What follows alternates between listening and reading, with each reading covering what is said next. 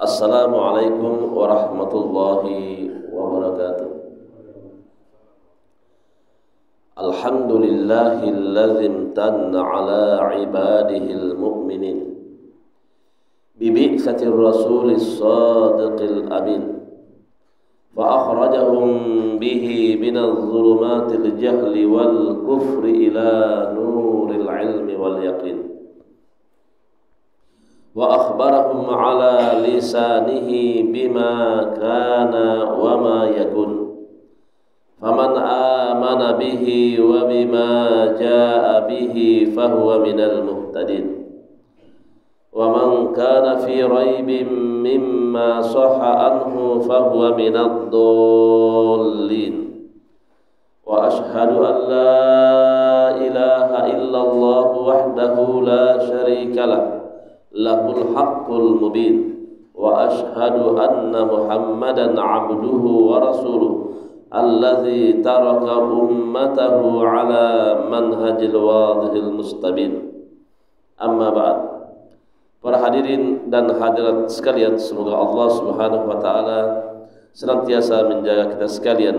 Alhamdulillah, di pagi hari ini kita kembali dikumpulkan oleh Allah Subhanahu wa taala di Masjid As-Samad ini dalam rangka untuk menuntut ilmu. Mudah-mudahan dengan kehadiran kita di majlis yang mulia ini, Allah Subhanahu wa taala memperberat amal kebaikan kita pada timbangan kebaikan pada hari kiamat. Para jamaah sekalian, pada subuh hari ini insyaallah kita akan mengkaji beberapa masalah yang berkaitan dengan bulan Ramadan atau puasa pada bulan Ramadan. Pembahasan pertama, arkanus shiyam, rukun puasa. Jadi puasa juga memiliki rukun, di mana puasa itu tidak sah kecuali salah satu di antara keduanya atau keduanya ada. Kapan salah satu di antara keduanya tidak ada, maka puasa ini menjadi tidak sah. Jadi rukun yang pertama, an-niyat. Niat. Rukun yang pertama adalah niat. Nah, di sini ulama berbeda pendapat tentang masalah niat pada bulan Ramadan. Hal yakfi li shaumi syahr Ramadan niyatun wahidah fi awwalihi am la budda li kulli shaumin min niyatin khassah mustaqillah. Jadi ulama berbeda pendapat dalam masalah niat ini. Apakah cukup untuk puasa pada bulan Ramadan dengan niat satu di awal bulan Ramadan, atau harus setiap mau puasa niat khusus, niat tersendiri? Nah, di sini jumhur ulama mengatakan bahwa ila anna kulla yawmin ibadatun mustaqillah tahtaju ila niyatin khassah. Jumhur ulama berpendapat bahwa setiap hari ibadah tersendiri.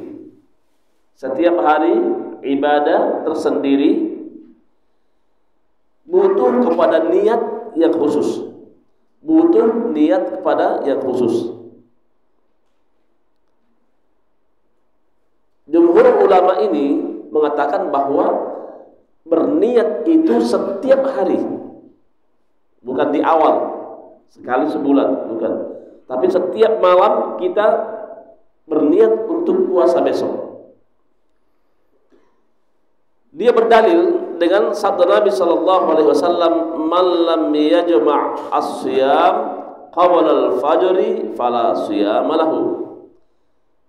Barang siapa yang tidak berniat puasa sebelum subuh, maka tidak ada puasa baginya. Jadi jumhur ulama mengatakan niat itu harus setiap malam. Kalau tidak, puasanya tidak sah. Dengan dalil, barang siapa yang tidak berniat puasa sebelum subuh, maka tidak ada puasa baginya. Sehingga dianjurkan kita selalu berniat sebelum subuh. Ketika kita bangun sahur, puasa. Sebelum kita bangun sahur atau ketika kita sahur, kita berniat untuk puasa besok. Setiap hari selama bulan Ramadan. Adapun mazhab Malikiyah dan Al-Imam Ahmad, mazhab Malikiyah dan Imam Ahmad mengatakan ila annahu yujzi'u shaumu syahr Ramadan bi niyatin wahidah min awwal syahr.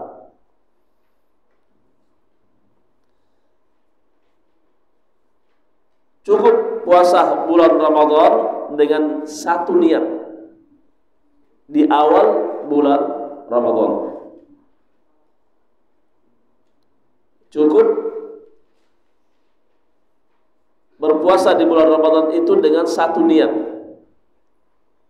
di awal bulan Ramadan. Jadi kalau seorang di awal bulan Ramadan dia berniat saya ingin puasa selama 1 bulan, cukup, sudah. Karena niatnya mewakili puasa bulan Ramadan. Dia berdalil dengan sabda Nabi sallallahu alaihi wasallam, innamal a'malu binniyat. Bahwasanya amal-amal itu ditentukan dengan niat. Nah, di sini dalam hadis ini menunjukkan bahwasanya yang menentukan amalan itu adalah niat. Jadi kalau kita sudah berniat di awal bulan Ramadan puasa 30 hari, ya sudah cukup, tidak perlu lagi setiap malam. Nah, namun kata ulama al-ahwat, untuk lebih hati-hati kita mengambil pandangan jumhur ulama yang mengatakan bahwa kita dianjurkan berniat setiap malam. Dianjurkan berniat setiap malam. Itu yang lebih hati-hati. Bukan berarti kalau berniat dari awal Ramadan selama untuk 1 bulan tidak boleh. Boleh, cuma lebih hati-hati kalau setiap malam kita berniat. Kemudian rukun yang kedua, al-imsaku an jami'il mufattirat, menahan diri dari semua yang membatalkan puasa. Menahan diri dari semua yang membatalkan puasa. Apa saja yang membatalkan puasa kita ditahan. Apakah itu yang membatalkan puasa kita? Makan dan minum, atau dosa dan maksiat yang membuat puasa kita tidak sah atau tidak memiliki nilai. Ini menahan, karena ini rukun puasa. Siapa yang berpuasa tapi tidak menahan diri dari makan dan minum, maka puasanya tidak sah.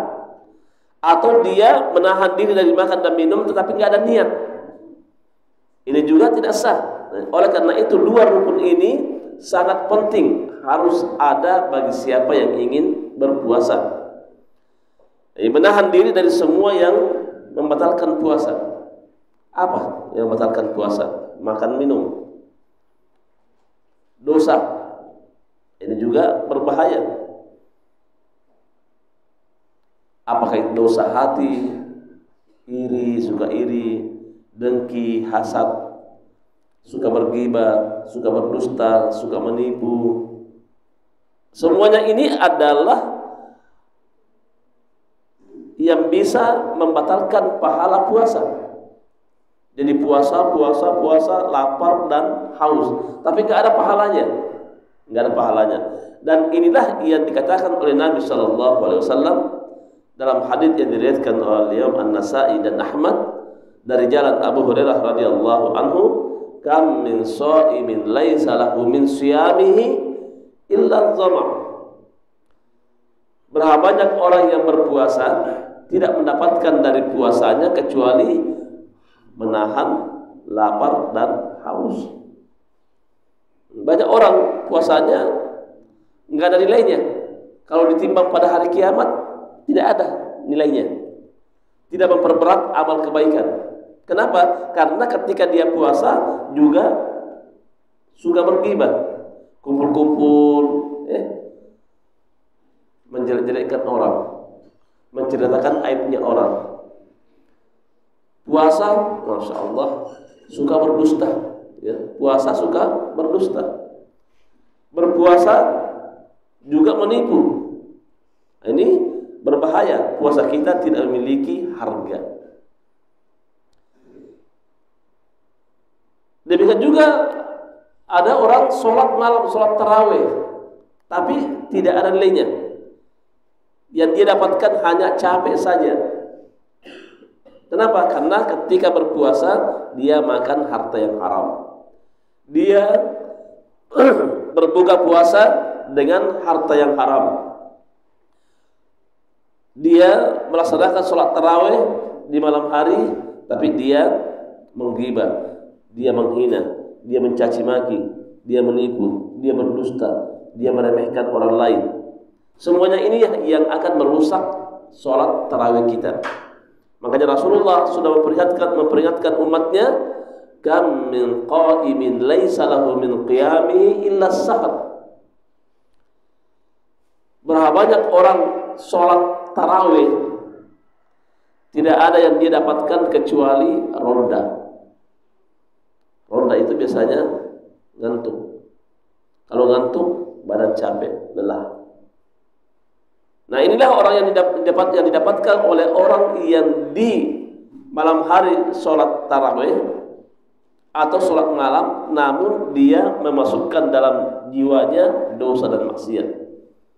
Jadi dicampur adukan antara ketaatan dengan kemaksiatan. Ini membuat sholat dia atau puasa dia tidak memiliki nilai di sisi Allah Subhanahu wa Ta'ala. Kemudian menahan diri.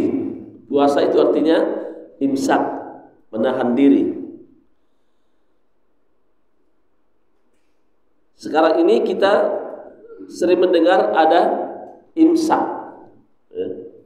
Ada imsak. Apa maksud dia mengatakan imsak? Kalau dia mengatakan imsak, menahan diri dari makan dan minum yang 10 menit atau 15 menit sebelum masuk waktu subuh. Ya, berapa menit antara imsak dengan subuh? 10 menit ya. 10 menit.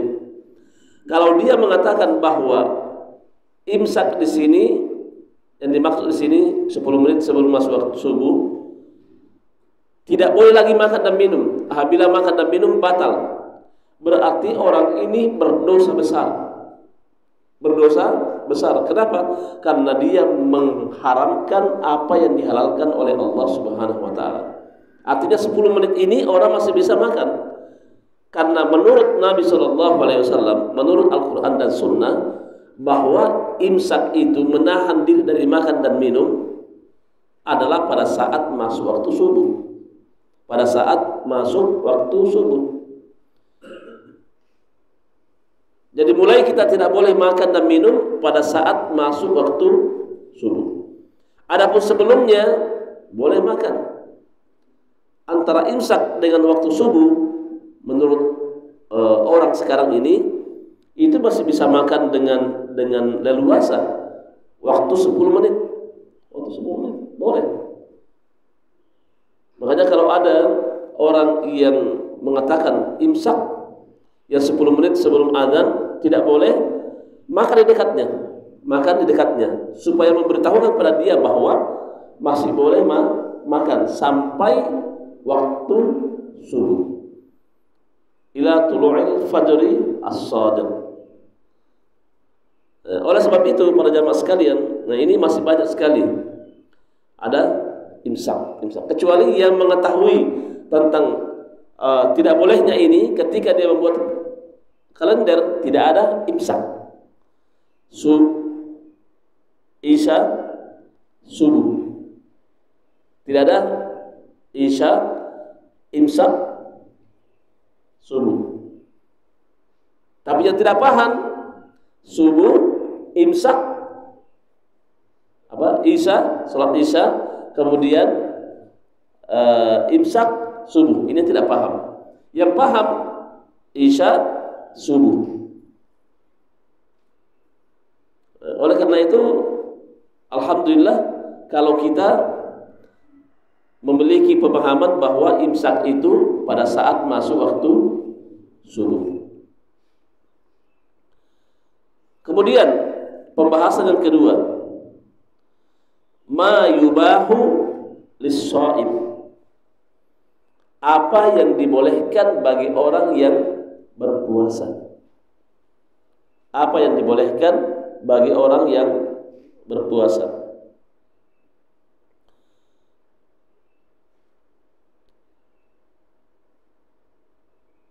Apa yang dibolehkan bagi orang yang berpuasa? Karena bagi orang yang berpuasa ada yang diharamkan baginya, ada yang dimakruhkan baginya.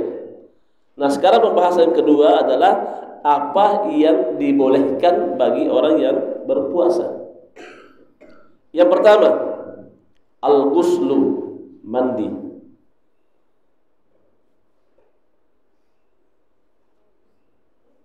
Mandi. Jadi di siang hari bulan Ramadan ketika kita puasa, ya, di siang hari jam 1 siang kita mandi. Siram kepala. Tidak apa-apa. Taruh di kepala kita es, boleh. Ya. Tidak membatalkan puasa. Yang membatalkan puasa, taruh es di kepala kita, mengalir ke mulut kita, kita minum. Nah, itu yang batal. Tapi kalau hanya sekedar ditaruh di kepala karena panas, boleh. Atau taruh di dada, es, oh enak, adem. Tidak membatalkan puasa. Yang membatalkan puasa, taruh sini, terus ambil airnya sedikit, minum. Oh, lebih enak. Nah, ini batal.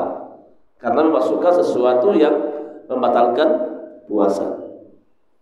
Jadi boleh mandi. Dengan dasar dalil Nabi Shallallahu Alaihi Wasallam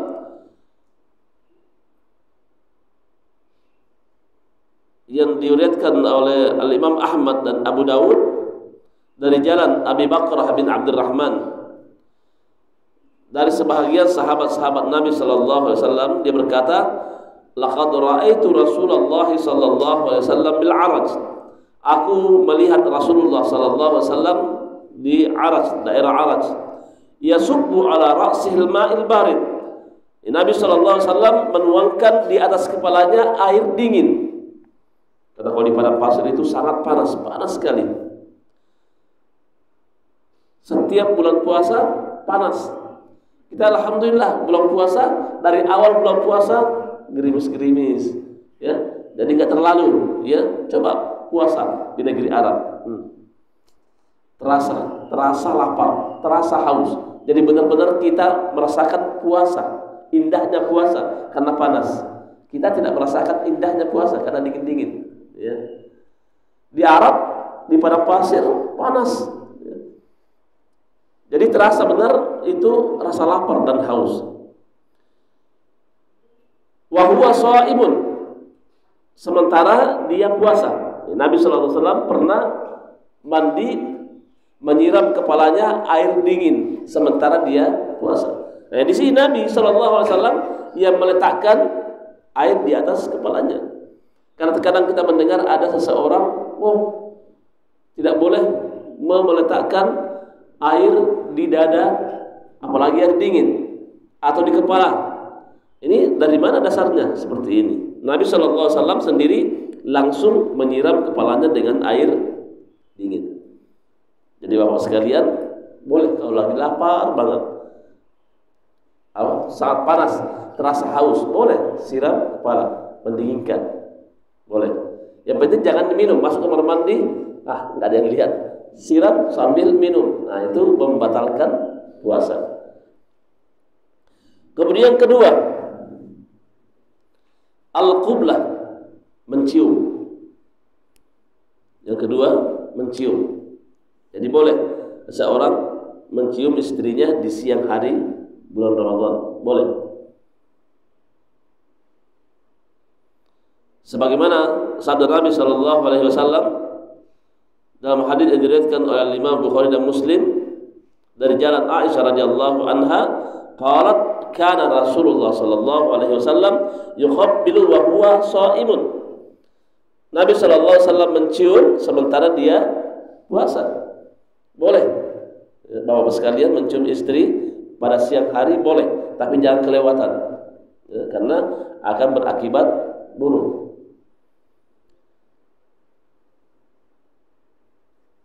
Pernah ada seorang anak muda datang kepada Nabi sallallahu alaihi wasallam. Ya Rasulullah, anak muda ini bertanya, ya Rasulullah, apakah boleh saya mencium istri saya di siang hari bulan Ramadan? Nabi mengatakan tidak boleh. Nabi mengatakan tidak boleh. Di sini menunjukkan bahwasanya tidak boleh mencium istri di siang hari bulan Ramadan. Kemudian setelah itu datang lagi kakek-kakek.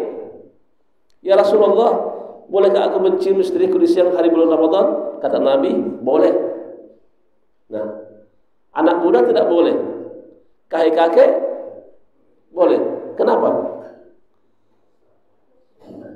Ya, karena kalau pengantin baru masih memiliki listrik yang kuat, wattnya masih kuat. Kalau kakek-kakek sudah mulai menurun. Ya. Oleh karena itu, kata Nabi SAW, boleh mencium istri di siang hari bulan Ramadan. Karena ada orang mengatakan, nggak boleh mencium istri di siang hari bulan Ramadan, nanti batal. Tidak membatalkan, kecuali melakukan hubungan suami istri, itu baru batal dan mendapatkan denda. Yaitu apa dendanya? Berpuasa 2 bulan berturut-turut. Yang melakukan hubungan suami istri di siang hari bulan Ramadan, dendanya 2 bulan berturut-turut. Puasa 2 bulan berturut-turut. Kalau tidak bisa, maka dia harus memberi makan orang miskin. Memberikan makan orang miskin. Makanya pada zaman Rasulullah SAW ada orang datang, ya Rasulullah, saya hancur. Kata Nabi SAW, apa yang membuat kamu hancur? Kata dia, tadi siang saya menggauli istri saya. Lalu apa kata Nabi SAW? Kalau begitu kamu berpuasa 2 bulan berturut-turut. Apa kata orang ini? Ya Rasulullah, 1 bulan saja ini terkadang saya ngos-ngosan. Bagaimana kalau 2 bulan berturut-turut? Lalu kata Nabi SAW, kalau begitu berikan makan orang miskin. Kata orang ini, saya ini orang miskin ya Rasulullah. Saya ini orang miskin. Kemudian kata Nabi SAW, kalau begitu ini ada kurma, ambil dan bagikan orang yang paling miskin di kampungmu. Kata orang ini, ya Rasulullah, sayalah yang paling miskin di kampung saya. Nabi tersenyum. Ya, kalau bahasa kita, miskin belagu. Ambil kurma ini, bawa ke kampungmu dan berikan yang termiskin di kampungmu. Maka dia mengatakan, saya termiskin ya Rasulullah. Rasulullah tersebut dan berkata, kalau begitu ambil ini dan makan bersama dengan keluargamu. Nah, di sini nggak boleh, kita harus berhati-hati di siang hari bulan Ramadan. Bukan berarti tidak boleh kita bersama, tidur bersama dengan istri, boleh. Yang penting mampu menjaga diri. Kalau kakek-kakek boleh, tapi kalau anak muda jangan. Ya, di sini masih anak muda semua kulitnya. Ya. Kemudian yang ketiga, Yang ketiga, isti'malu jami'u anwa'ul utur wal bukhur. Menggunakan semua macam-macam minyak wangi atau bukhur. Kalau bukhur itu biasa dipakai oleh orang Arab dari gaharu, dari kayu gaharu yang harum, yang ada asapnya. Kalau dibakar berasap, tapi baunya harum. Kalau kita di Indonesia tidak memakai seperti itu, tapi di Arab itu harganya mahal, gaharu, kayu gaharu. Nah, boleh seorang memakai wangi-wangian ketika mau ke masjid, mau kemana, pakai minyak wangi, tidak apa-apa. Harum banget, nggak apa-apa, ya. Tidak membatalkan. Yang tidak boleh itu membuka minyak wanginya diminum. Nah, itu membatalkan puasa. Tapi kalau mencium tidak apa-apa. Mencium tidak apa-apa.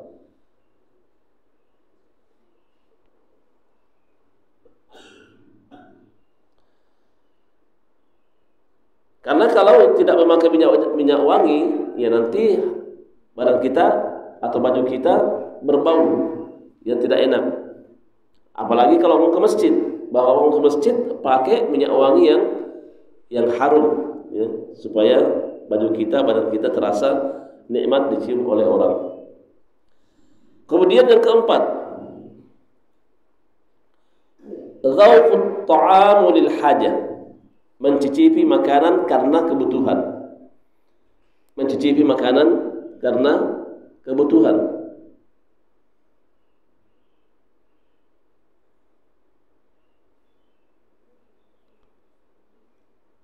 Jadi kalau seorang sedang memasak, ibu-ibu masak di dapur, ini sudah bergaram atau sudah manis, boleh mencicipi sedikit. Nah, sudah bergaram. Atau sedikit, ya. Oh jangan, pakai sendok batal. Ya itu minum, ya. Jadi pakai tangan kita sedikit, ya. Nah, sudah manis, bagus. Boleh bagi yang memasak. Sekarang ibu-ibu memasak, sudah dites. Nah, sudah manis. Kata bapak-bapak, saya mau tes juga. Nah, nggak boleh, ya, karena sudah dicoba. Ibu-ibu darurat, boleh.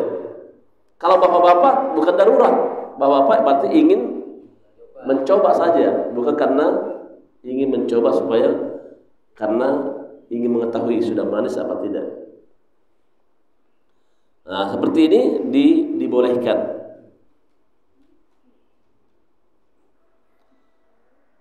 Tapi tadi itu perhatian, jangan pakai sendok, ya, sendok kebanyakan, ya, itu pasti batal puasanya. Kemudian yang kelima,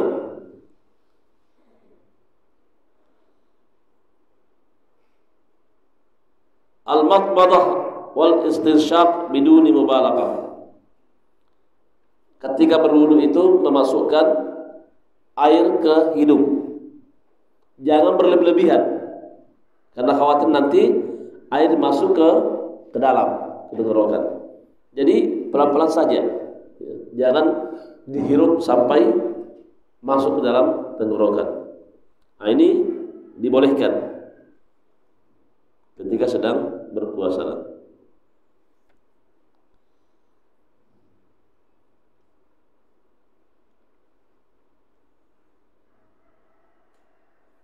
Kemudian yang keenam,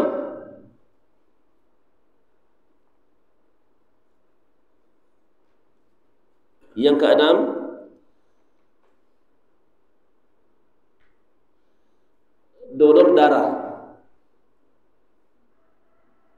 Donor darah ini dibolehkan.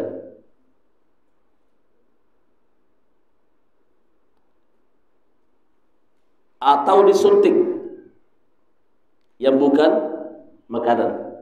Disuntik yang bukan pengganti makanan. Atau disuntik yang bukan pengganti makanan. Jadi ini dibolehkan. Kalau kita mau donor darah, boleh. Yang penting tidak membuat dia masalah. Apakah itu pusing, pingsan, nggak boleh. Tapi selama dia kuat, maka boleh.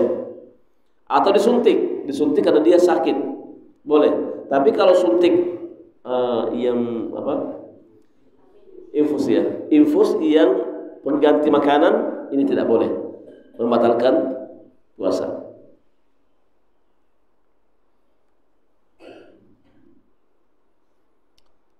Kemudian pembahasan yang ketiga. Pembahasan yang ketiga, apa saja yang diharamkan bagi orang yang berpuasa. Apa saja yang diharamkan bagi orang yang berpuasa. Jadi bagi orang yang berpuasa diharamkan yang pertama, al-fitru fi nahari Ramadan li ghairi udhrin. Berbuka di siang hari bulan Ramadan tanpa uzur. Berbuka di siang hari bulan Ramadan tanpa uzur. Jadi kalau ada seorang yang di siang hari bulan Ramadan dia berbuka, tidak berpuasa, padahal dia sehat, tidak sakit, dia mukim, ada di kampung, tidak musafir, maka orang ini berdosa besar, dan dia akan diberikan hukuman oleh Allah Subhanahu wa taala pada hari kiamat. Sebagaimana dalam riwayat disebutkan bahwa Rasulullah sallallahu alaihi wasallam pernah diajak oleh malaikat jalan-jalan ke neraka jahanam dalam mimpinya. Ya, Rasulullah sedang bermimpi diajak oleh malaikat Jibril. Lalu diajak untuk naik ke atas bukit. Kata Rasulullah, saya tidak bisa mendaki. Kata malaikat, naik, saya akan bantu. Tiba-tiba ketika naik, Rasulullah mendengar ada suara yang sangat keras, suaranya sangat kencang. Telinga tidak kuat mendengar suara itu. Kemudian Rasulullah diajak jalan-jalan. Tiba-tiba beliau melihat ada orang yang lidahnya ditarik keluar. Kemudian lidahnya ini dipakai mengikat di mana? Di kayu, di ranting kayu. Kemudian orang ini tergantung dengan lidahnya. Kemudian kata Nabi sallallahu alaihi wasallam, wahai malaikat, kenapa orang ini disiksa seperti itu? Kata Nabi kata malaikat itu, alladzina yuftiruna qabla tahillatu shaumihi. Mereka itulah orang-orang yang berbuka sebelum dibolehkannya untuk berbuka. Artinya di siang hari tidak berpuasa. Ini sangat berbahaya. Siapa di antara bapak sekalian yang coba tarik lidahnya 1 senti saja atau 2 senti, kira-kira enak apa sakit? Sakit. Bagaimana kalau ditarik 2 meter untuk mengikat, kemudian tergantung, keluar darah, berteriak, kesakitan. Saya bayangkan sabda Nabi sallallahu alaihi wasallam ini, orang yang digantung dengan lidahnya kesakitan. Kayak apa? Ya. Kita tidak sanggup menghadapi siksaan seperti itu. Kalau mau jangan disiksa seperti itu, berpuasa di siang hari bulan Ramadan. Dan ini banyak sekali sahabat-sahabat kita, saudara-saudara kita dari kalangan kaum muslimin tidak berpuasa. Tidak usah kita bicara orang kafir. Orang kafir sudah jelas tempatnya di mana? Di neraka jahanam. Orang Islam yang tidak berpuasa, dia berada di neraka jahanam dan siksaannya lidahnya ditarik, digantung di pohon. menakutkan, menyedihkan. Ya, oleh karena itu kita bisa melihat saudara-saudara kita ya di banyak di siang hari bulan Ramadan masuk di rumah makan, di warteg atau di rumah padang atau di warkop atau di restoran. Pintunya ditutup dengan kain. Kakinya kelihatan tuh bergentayangan. Ada kaki iblis bergentayangan di warung padang atau di warteg atau di warkop atau di restoran. Ini banyak tidak berpuasa. Nah, oleh karena itu ada pertanyaan, bolehkah membuka warung siap saji di siang hari bulan Ramadan? Boleh dengan syarat, ya. Boleh hadirin. Ya, boleh dengan syarat. Apa syaratnya? Tulis di depan pintu. Ya. Pengumuman yang boleh masuk ke warung ini pertama orang musafir.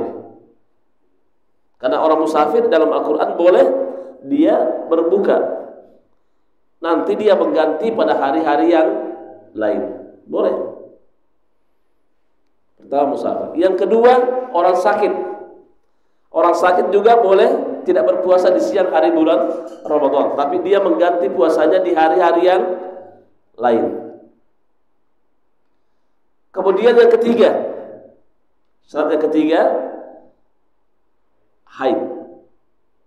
Karena orang yang haid tidak boleh berpuasa dan dia mengganti pada hari-hari selain bulan Ramadan. Nah, oleh karena itu kalau sudah ditulis ini, yang punya warung kalau ada laki-laki datang ke sana untuk makan, ditanya, apakah bapak orang musafir? Oh tidak, saya orang tinggal di sini. Mohon maaf, kami tidak terima. Karena saya tidak mau tolong menolong dalam dosa. Wa ta'awanu 'alal birri wa la ta'awanu 'alal itsmi wal 'udwan. Tolong menolonglah dalam kebaikan dan jangan tolong menolong dalam dosa. Karena kita memasukkan orang ini masuk ke dalam warung untuk makan sementara dia bukan musafir, maka kita berdosa karena membantu orang durhaka kepada Allah dan Rasulnya. Yang kedua, ada orang masuk ke dalam warung kita. Apakah bapak sedang sakit? Kalau dia mengatakan, iya saya sakit, silahkan masuk. Kalau dia tidak sakit, sehat, mohon maaf, warung saya ini hanya menerima orang yang sehat, orang yang sakit. Itu pengumuman orang sakit.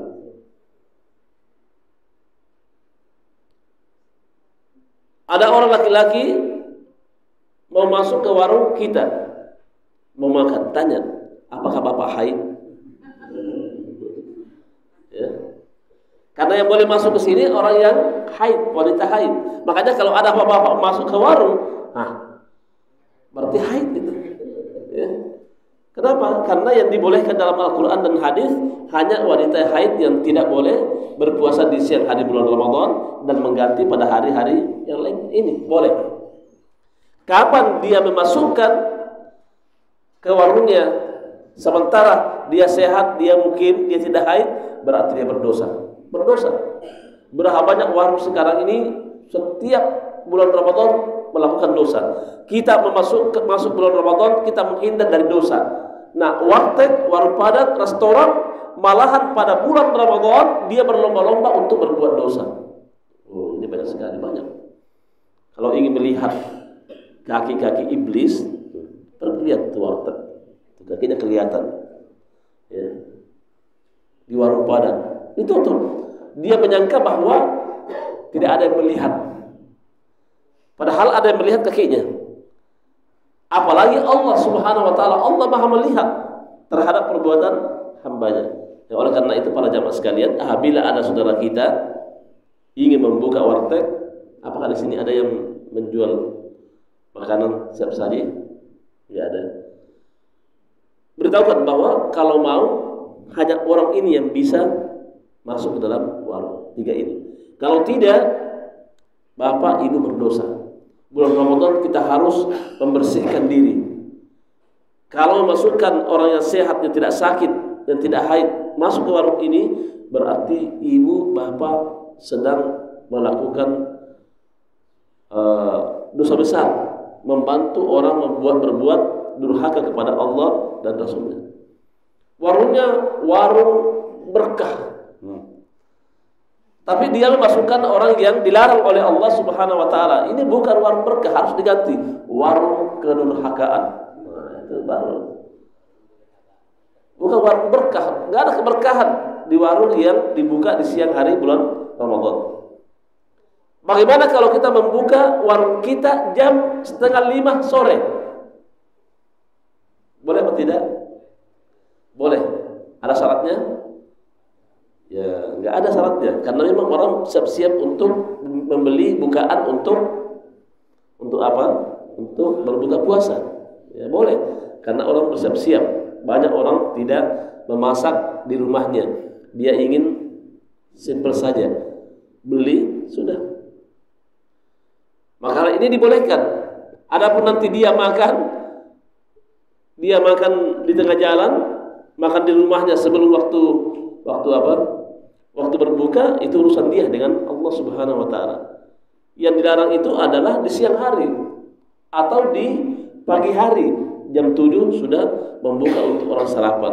Di siang hari buka warung untuk makan siang. Ini yang berbahaya dan tidak boleh. Yang syaratnya harus ada 3 tadi.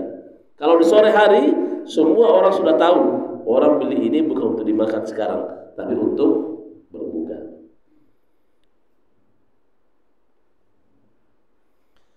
Kemudian yang kedua,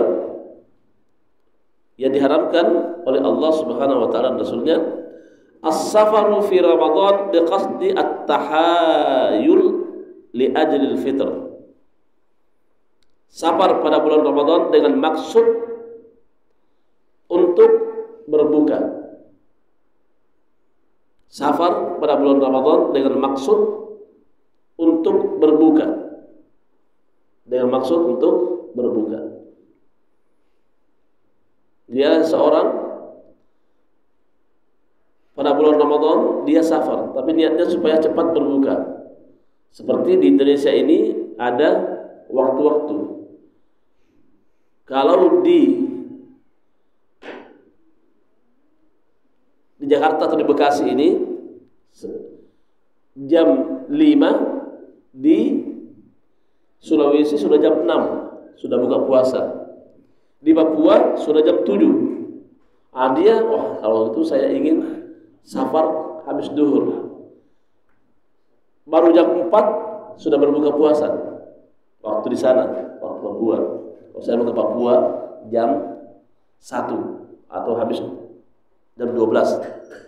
Sampai di sana sudah maghrib karena perbedaan waktu. Ini tidak boleh, diharamkan. Kenapa? Karena niatnya ingin berbuka sebelum waktunya. Jakarta jam 4, Bekasi jam 4. Di sana sudah jam 6, sudah masuk waktu. Berbeda kalau tiba-tiba orang tua sakit atau ada tugas kerja ke Papua, berangkat jam 12. Sampai di sana langsung berbuka. Sementara di jamnya baru jam 4. Nah, kalau ini boleh karena tidak ada kesengajaan niat. Jadi niat itu sangat berpengaruh dalam puasa kita. Yang diharamkan yang ketiga, ghibah.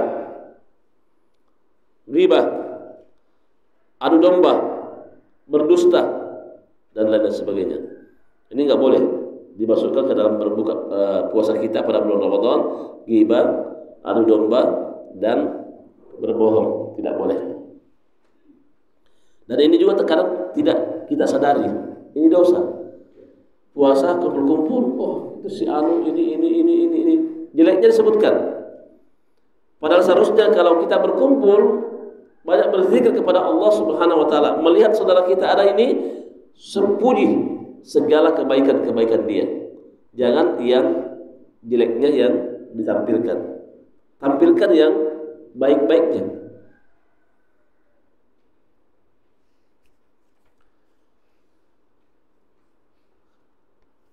Kemudian yang keempat,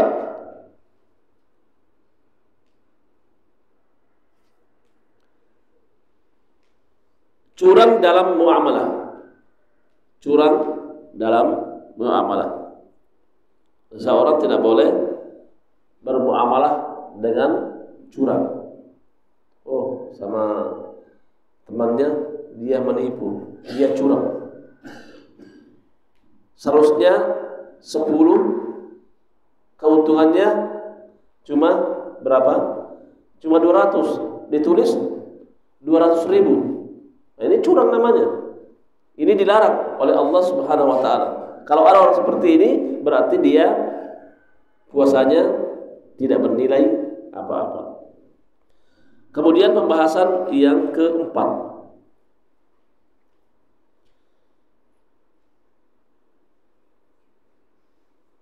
apa yang dilakukan bagi wanita hamil dan menyusui. Apa yang dilakukan bagi wanita hamil dan menyusui? Bagaimana hukumnya? Dia berpuasa, dia hamil atau menyusui, atau hamil menyusui. Apakah membayar fidyah atau mengqadha? Dalam hal ini ulama berbeda pendapat. Pendapat pertama mengatakan mengqadha. Wanita yang hamil menyusui mengqadha puasanya setelah bulan Ramadan, mengganti puasanya setelah bulan Ramadan. Tidak boleh membayar fidyah. Dia harus mengqadha puasanya. Dalilnya apa? Di surah Al-Baqarah ayat 184. Di surah Al-Baqarah ayat 184. Wa man kana minkum maridan aw ala safarin fa'iddatun min ayyamin ukhra. Barang siapa di antara kalian sakit atau dalam keadaan safar, fa'iddatun min ayyamin ukhra, maka dia nanti akan mengganti di hari-hari yang lain. Dia mengqadha. Kenapa dia mengqadha? Karena dia disamakan dengan orang sakit atau musafir. Kedudukan orang ibu hamil dan menyusui itu sama kedudukannya dengan orang yang sakit atau musafir. Maka tidak boleh membayar fidyah. Dia harus mengqadha puasanya. Ini pendapatnya Syekh Utsaimin dan Syekh bin Baz dan yang lainnya.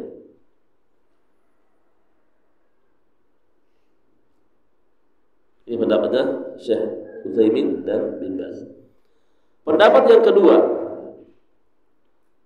membayar fidyah. Membayar fidyah.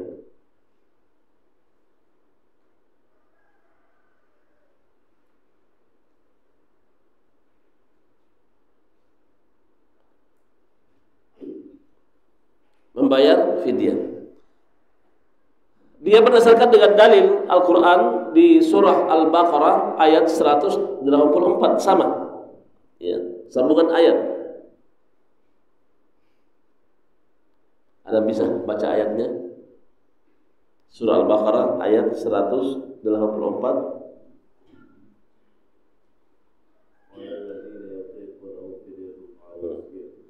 Walladzina yutiqunahu fidyah ta'amu miskin. Kalau dia tidak sanggup, dia hamil menyusui, tidak sanggup berpuasa, maka bisa dilihat di surah Al-Baqarah ayat 184. Kalau dia tidak sanggup membayar fidyah, memberi makan orang miskin. Ini pendapat yang kedua. Bagi ibu hamil menyusui membayar fidyah. Ini pendapatnya Syekh Al-Albani. Ini pendapatnya Syekh Al-Albani rahimahullah ta'ala. Bahwasanya bagi orang yang berpuasa membayar fidyah. Tetapi bagi wanita hamil menyusui, jangan saya ini hamil di awal bulan puasa dia tidak puasa. Kenapa? Alasannya apa? Lagi hamil menyusui. Tidak. Harus dicoba dulu puasa. Coba dulu puasa. Kalau sudah berpuasa ternyata benar-benar tidak sanggup, pusing, dia bisa pingsan atau dia nggak kuat, maka disitulah boleh dia berbuka puasa, kemudian membayar fidyah atau mengqadha. Karena banyak yang datang bertanya kepada saya, Ustaz,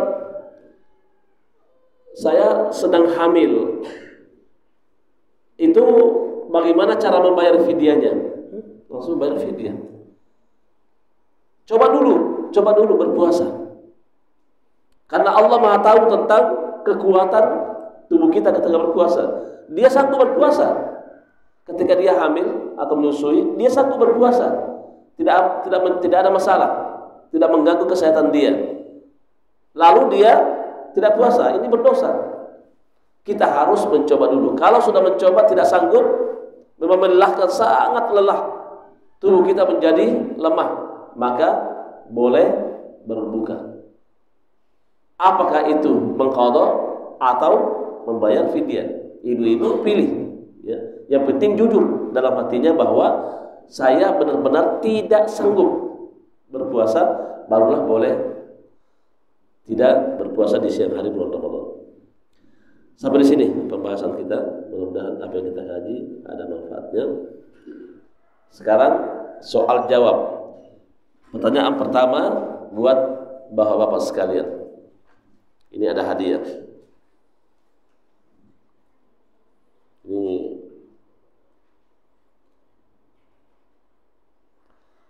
pertanyaan pertama, angkat tangan, ya, jangan berteriak.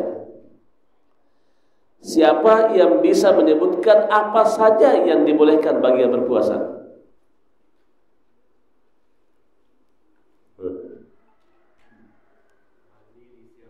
Mandi di siang hari. Ya, dua. Ya.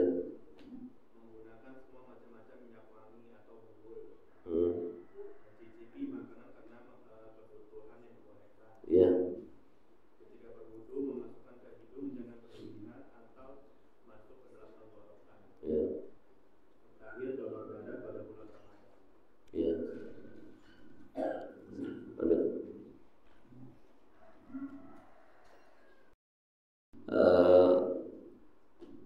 Siapa yang bisa menyebutkan apa saja yang diharamkan bagi orang yang berpuasa?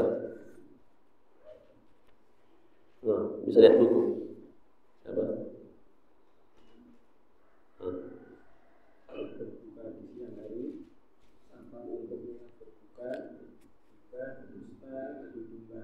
Ya. Ya, cuma dalam muamalah. Satu lagi, Bapak. Ya. Apakah hukumannya bagi orang yang berpuasa, berbuka puasa di siang hari bulan Ramadan?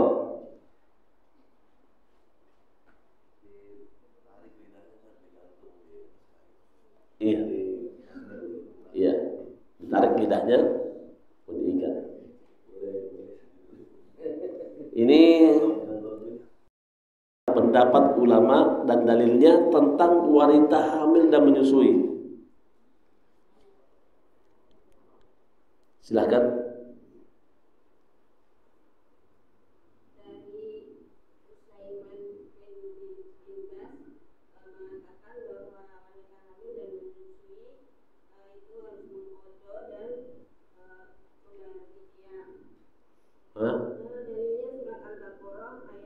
Apa tadi? Yang pertama? Ya. Pendapat Syekh Utsaimin dan Bin Baz apa? Mengqadha dan membayar fidyah. Ya, baik.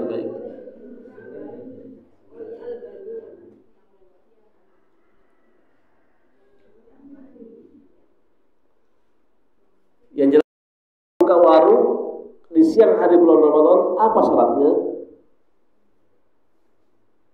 Tadi saya sebutkan ada 5. Angkat tangan, satu saja. Ya.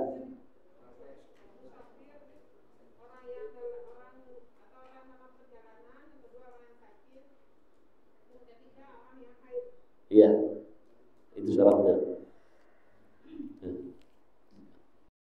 Ulama berbeda pendapat. Ada yang mengatakan boleh, ada yang mengatakan tidak boleh. Ya. Ulama menjelaskan kalau dia bekam tidak membuat tubuhnya lemah, maka boleh. Tapi apabila dia bekam ternyata dia nanti sakit atau pingsan, maka dia tidak boleh untuk berbekam di siang hari bulan Ramadan. Jadi boleh berbekam, tapi melihat kondisi, apakah ketika berbekam akan melemahkan dirinya atau tidak. Sama dengan donor darah. Kalau dia donor darah dia nanti pingsan, maka tidak boleh donor darah di siang hari bulan Ramadan. Tapi kalau dia kuat, tidak apa-apa, fisik tetap bagus, maka boleh. Silakan yang lain. Yang pertama, jamnya harus dipaskan, jangan diundur dulu, ya. Akhirnya seharusnya sudah masuk waktu, masih makan, ya. Nah, kalau ada orang yang bangun sahur, dia nggak tahu waktu, tiba-tiba dia makan, langsung azan. Apakah ditinggalkan atau teruskan? Maka di sini teruskan sampai kalimat la ilaha illallah. Teruskan sampai kalimat la ilaha illallah. Sudah la ilaha illallah, stop. Di piring masih ada nasi atau tidak, stop. Tapi kalau masuk waktu langsung Allahu Akbar, kopinya masih banyak nih, ya, habiskan. Ya. Batasnya la ilaha illallah. Itu yang tidak sengaja. Tapi kalau sengaja, 1 menit lagi masuk waktu. Makan dulu deh 1 piring. Baru 2 suap, Allahu Akbar, Allahu Akbar. Ini nggak boleh. Salat puasanya batal karena dia sengaja. Masuk waktu sudah makan. Kalau sudah masuk waktu tidak boleh lagi makan. Ini yang sengaja tidak boleh. Tapi kalau tidak tahu lagi makan atau minum kopi, masuk waktu. Saya kira masih ada 10 menit tuh. Nah, ini boleh. Ini boleh. Teruskan, ya. Tapi jangan nambah lagi, ya.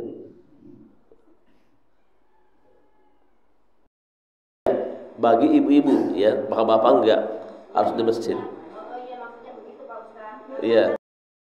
Asyhadu an la ilaha illa anta astaghfiruka wa atubu ilaik. Assalamualaikum warahmatullahi wabarakatuh.